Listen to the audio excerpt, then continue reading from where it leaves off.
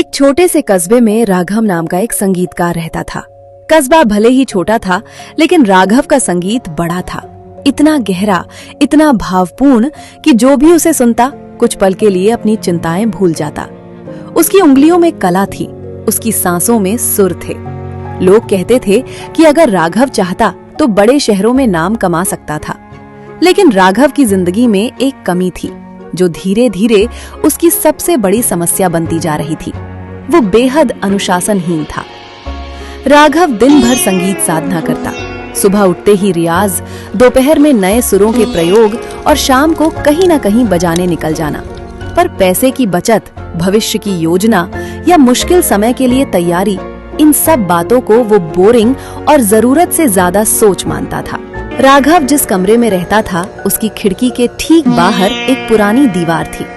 उसी दीवार की दरारों में एक चींटी का झुंड रहता था।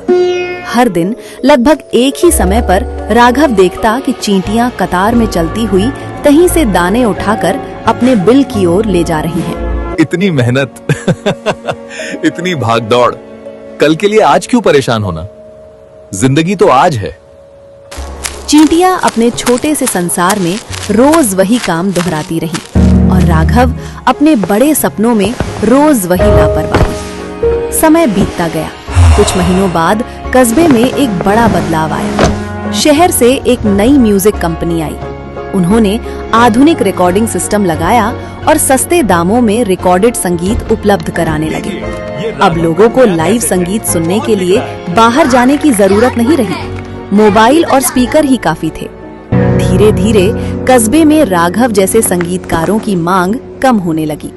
जहां पहले हर हफ्ते 2-3 कार्यक्रम मिल जाते थे, अब पूरे महीने में मुश्किल से एक बुलावा आता।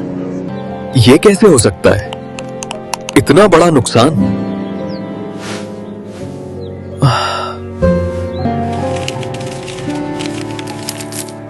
सारे पैसे खत्म हो रहे हैं। एक शाम बारिश से पहले का समय था। आसमान में बादल घिराए थे। राघव खिड़की के पास बैठा था।